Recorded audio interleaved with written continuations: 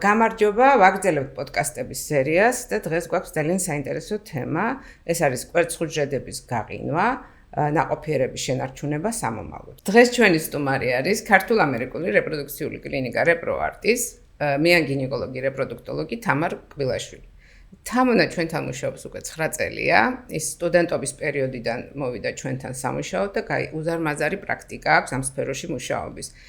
რაც ძალიან მნიშვნელოვანია, იმიტომ რომ ასეთი ახალგაზრდა ექიმები ძალიან ცოტა არის ასეთი დიდი გამოცდილების მქონე. და ჩვენ ძალიან მოგწონს ზოგადად ესეთი მიდგომა, რომ ჩვენს კლინიკაშივე გაიზარდონ ექიმები, რომლებსაც როგორ ინსტიტუტის დამთავრების თანავე აქვთ უკვე იმხელა გამოცდილება, რომ შეგვიძლია თამამად ვანდოთ პაციენტები და ეს არის ძალიან წარმატებული ექიმი, რომელსაც აქვს ძალიან კარგი რეზულტატები და ბევრი გაბედნიერებული წყვილი. მედიცინის დახმარებით რეპროდუქციის განვითარებამ შესაძლებლობა მოგცა სხვადასხვა ტიპის უნაყოფობის მკურნალობა შევთავაზოთ პაციენტებს.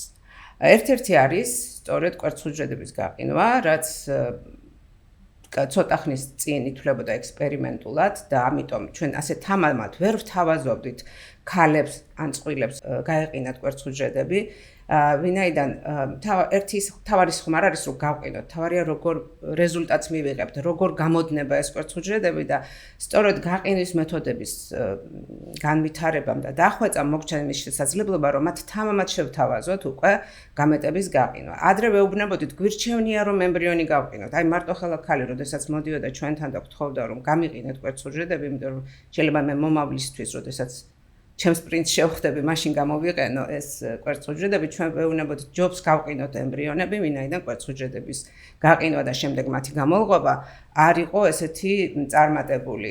დღესდღეობით კი პირიქით ჩვენ შეგვიძლია ვუთხრათ ახალგაზრდა ქალებს, რომ მათ შეუძლიათ თამამად გაყინონ კვერცხუჯრედები, რეზულტატი არის ისეთივე, როგორც გაუყინავი კვერცხუჯრედების გამოყენების შემთხვევაში.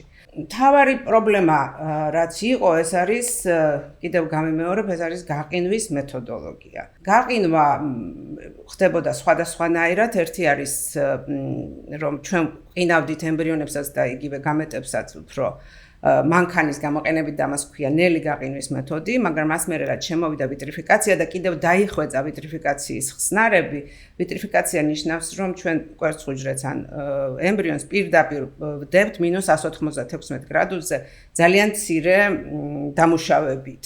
და სწორედ აი ამან მოახდინა რევოლუცია გაყინვის მეთოდებში და ამის შემდეგ შევძელით რომ ადამიანებისთვის შეგვეთავაზებია კვერცხუჯრედის გაყინვა. თამონა, მინდა შეგეკითხო და აუდიტორიას გავაცნოთ, რა არის ის მიზეზი, რის გამოც შეიძლება ქალმა გაყინოს კვერცხუჯრედი. მოგესალმებით. მინდა აღვნიშნო და დაგეთანხმოთ, რომ კვერცხუჯრედების გაყინვა ნამდვილად უკვე ძალიან დახვეწილი და მნიშვნელოვანი პროცედურა არის და მკურნალობის მეთოდი რეპროდუქციულ მედიცინაში და ჩვენ მკურნალობის ამ მეთოდს ვთავაზობთ პაციენტებს, ქალებს, რომლებსაც მაგალითად ამ ეტაპზე არ ყავთ პარტნიორი. ან ყავთ პარტნიორი, მაგრამ არ იციან ეს ნამდვილად ის პარტნიორია თუ არა, ვისგანაც მომავალში ისურვებენ ოჯახის დაგეგმვას და შვილის ყოლას. დღევანდელ თანამედროვე ეპოქაში ასევე ქალები ძალიან არიან ორიენტირებული სწავლა-განათლებაზე და კარიერაზე. ეს კი ძალიან მნიშვნელოვან დროს მოითხოვს და შეიძლება გავიდეს ჩვენთვის ის ძალიან მნიშვნელოვანი დრო, რა დროსაც წესი და რიგით უნდა დაიგეგმოს ორსულობა. მეორე, ეს არის სამედიცინო ჩვენებები, მოგეხსენებათ გარკვეული დაავადებები და მათი მკურნალობის მეთოდები მკვეთრად აზიანებს ქალის რეპროდუქციულ ჯანმრთელობას და სწორედ ასეთი პაციენტებისთვის კვერცხუჯრედების გაყინვა არის უნიკალური მეთოდი, რომ მომავალში დაიგეგმოს ორსულობა. ჩვენი მაყურებლებისთვის ალბათ საინტერესო იქნებოდა ის დიაგნოზები, რომ ჩამოვთვალოთ, რის გამო შეიძლება მათ დასჭირდეთ კვერცხუჯრედის გაყინვა. ძირითად შემთხვევაში ეს არის ონკოლოგიური დაავადებები და ავტოიმუნური პროცესები, რაც ძალიან დიდ გავლენას ახდენს ქალის ფერტილობაზე. რა შესთავაზებდი მაგალითად ახალგაზრდა ქალებს, რომლებსაც აქვთ, თქვათ, საკვერცხის ნაადრევი განლევის სინდრომი. თუ შევძელით, რომ დროულად მოვახდინეთ დიაგნოსტიკა. რა თქმა უნდა, იმ შემთხვევაში თუ დროულად იქნა ეს გამოვლენილი და დიაგნოსტირებული საკვერცხების ნაადრევი განლევა, იმ ახალგაზრდა ქალებში აუცილებლად შევთავაზებთ კვერცხუჯრედების გაყინვას, რათა მომავალში არ დადგნენ იმ პრობლემის წინაშე, რასაც უნაყოფობა ჰქვია. შესთავაზებდი ახალგაზრდა ქალებს პროფილაქტიკურად, მაგალითად ანტიმიულერის ჰორმონის განსაზღვრას, ან იგივე ვთქვათ საკვერცხეების შემოწმებას, ვთქვათ ანტრალურ ფოლიკულებზე პერიოდულად, აი პროფილაქტიკის მიზნით. ძალიან კარგი იქნებოდა თუ ქალები, აი დაახლოებით 25 წლის ზემოთ უკვე მოგმართავენ სპეციალისტებს, რომ შევაფასოთ მათი რეპროდუქციული ფუნქცია, ეს იქნება ანტიმიულერული ჰორმონის განსაზღვრა თუ ანტრალური ფოლიკულების ნახვა ეკოსკოპიური კვლევის საშუალებით, აქ უკვე მოგვეცემა საშუალება, რომ განვსაზღვროთ თუ რა მდგომარეობა რეპროდუქციული თვალსაზრისით ასეთ ქალებთან და შედეგიდან გამომდინარე უფრო თამამად შეგვიძლია შევთავაზოთ, რომ მიმართონ კვერცხუჯრედების გაყინვის მეთოდს. კიდევ ერთი რამ მინდა, რომ ჩვენს მაყურებლებს გავაგებინოთ და მათ ნათელი წარმოდგენა გქონდეთ იმაზე, თუ რას უნდა elodnon გაყინული კვერცხუჯრედების შემდეგ, ხო?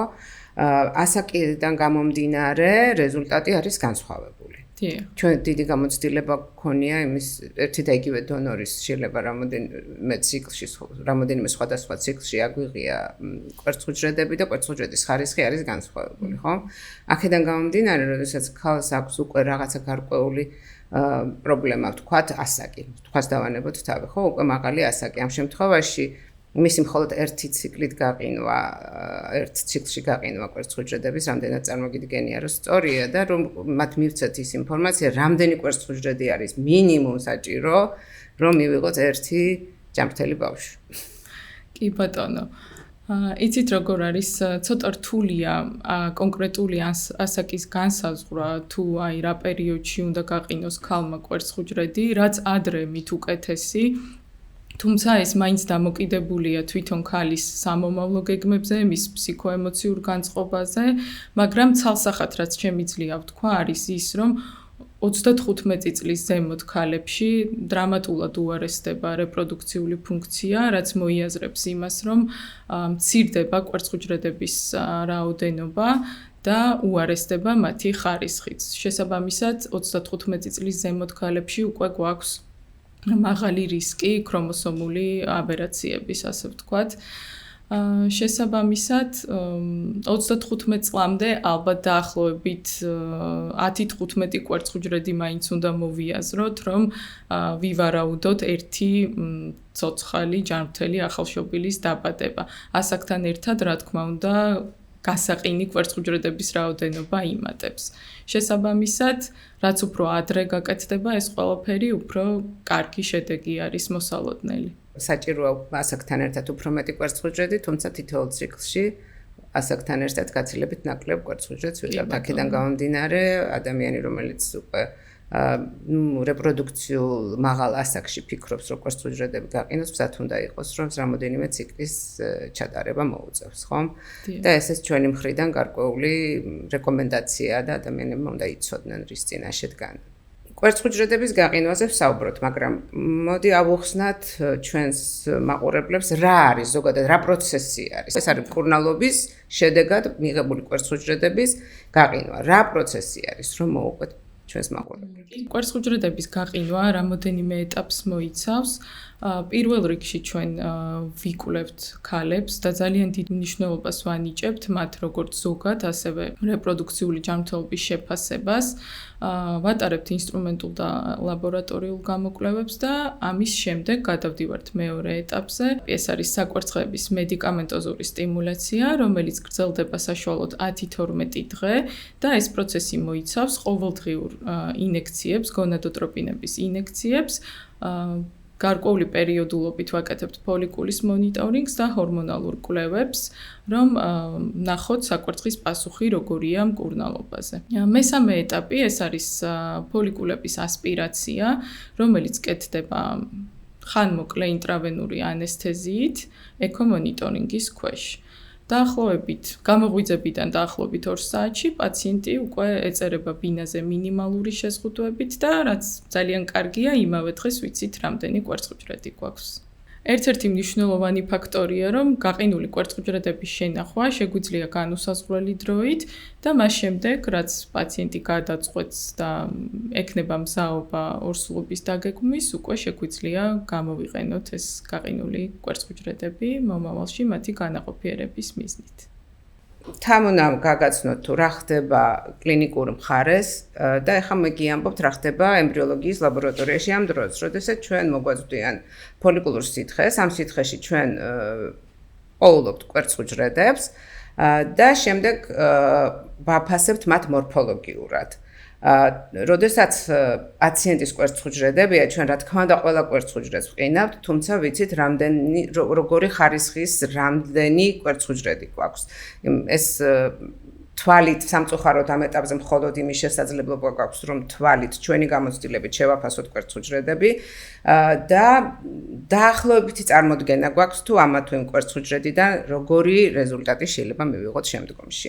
რა თქმა უნდა ჩვენი რეკომენდაცია ყოველთვის იქნება, რომ რაც შეიძლება მეტი კვერცხუჯრედი ქონდეს ქალს, რომ მას ის იმედი, რომელიც ჩაესახა ამ კვერცხუჯრედების გაყინვით, არ გაუმტყუნდეს. ალბათ პაციენტებს აინტერესებთ, რა არის ის მიზეზი, რის გამოც მოგმართავენ უფრო ხშირად, სოციალური თუ სამედიცინო ფაქტორებით გამოწვეული პრობლემების დროს. იცით როგორ არის, თავდაპირველად ძირითადად ონკოპაციენტების მომართვიანობა უფრო მაღალი იყო, მაგრამ ბოლო პერიოდში საკმაოდ გაიზარდა ტენდენცია მარტოხელა ქალების მომართვიანობის, აი როგორც ვახსენებ, თქვათ, ქალები, რომლებიც ამ ეტაპზე დაკავებულები არიან სწავლა-განათლებით, კარიერით.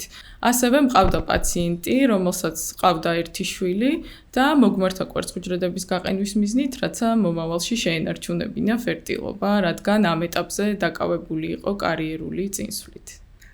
საინტერესოა, ესეთი მაგალითებიც საინტერესოა ნამდვილად და მე ვიცი, რომ შენ ყოლია ონკოპაციენტები, რომლებსაც ყავთ შვილები უკვე საბედნიეროდ ონკოლოგიური დაავადებები ინკურნება ბევრ შემთხვევაში და რა თქმა უნდა ეს მათთვის ძალიან დიდი იმედია, ხო? როდესაც აქვს გაყინული კვერცხუჯრედები და ვიცი რომ წარმატებული кейსებიც გქონია და ხო არ გვეტყოდეთ. ჩვენ ყავს პაციენტი, მაგალითად მოგმართა ქალბატონმა ძუძუს კიბოთი. ძალიან კარგია რომ ამაღლებულია ცნობადობა მათთვისაც და ექიმაც, ონკოლოგმაც გადმოამისამართა ჩვენთან პაციენტი, გავყინეთ კვერცხუჯრედები. და მას შემდეგ ჩაუტარდა ამ პაციენტს მკურნალობა, ძალიან რთული ეტაპები გაიარა და შემდგომში უკვე გამოჯანმრთელებული დაგვიბრუნდა კვერცხუჯრედების გამულღობისა და განაყოფიერების მიზნით, ჰქონდა ემბრიონის გადატანის პროცედურა და უკვე დაბადებული ჯანმრთელი ახალშობილიც ყავს ამ პაციენტს. ძალიან სასიხარულოა, ძალიან მიხარია, რომ ესე შეიცვალა ტრენდი, იმიტომ რომ მე როდესაც საქართველოში დავბრუნდი და ამ თემაზე ვესაუბრებოდი ონკოლოგებს, იმის შეთავაზებაც კი ერიდებოდათ პაციენტისთვის, რომ რა დროს ეგ არის, თავარი ადამიანი გადარჩეს, მაგრამ შემდეგ ამ გადარჩენილ ადამიანს ხომ ცხოვრების ხარისხიც უნდა რომ ისეთივე გქონდეს, როგორიც მანამდე ქონდა, ხო? შესაც შანსი იმის, რომ შვილი ყოლოდა, მას ყოველთვის უნდა შეუნარჩუნოთ ეს შესაძლებლობა და კიდე ერთი რამეს დავამატებდი, იმდენად წარმატებული არის კვერცხუჯრედის გაყინვის პროცესი და იმდენად კარგი დამოკიდებულება არის საქართველოშიც უკვე და დასავლეთში უკვე კაიხანია, რომ თვითონ დიდი კომპანიები თავიანთ თანამშრომლებს ეხმარებიან იმაში, რომ კვერცხუჯრედის გაყინვის თანხას უფარავენ, რომ არ მოცდნენ ალბათ, სავარაუდოდ ეს რაღაც ბიზნეს იდეა ალბათ, რომ არ მოცდნენ ისინი ადრეულ ასაკში და არ კონდეთ ამისი შფოთვა, რომ კარიერას შეიძლება შეეწიროს მათი შვილოსნობა, რომ ეს დიდი კომპანიები ეხმარებოდნენ მათ თანამშრომლებს აი ამ პროცესში და საინტერესოა თავისთავად და დიდი დახმარება ფსიქოლოგიურადაც ადამიანებისთვის, არა? ეს თან ვითომეტეს ამერიკაში ძალიან ძვირი ღირს ეს ყველაფერი ჩვენგან განსხვავებით. თამნა დიდი მადლობა ძალიან საინტერესო საუბრისთვის. მგონია რომ ჩვენი მაყურებლებისთვისაც ძალიან ინფორმატიული იყო. თუ რამ კიდევ გაინტერესებთ, მოგმართეთ, მოგწერეთ და ექიმი თამარ ბილაშვილი გიპასუხებთ. მომავალ შეხვედრამდე შემდეგ პოდკასტებში. ნახვამდის.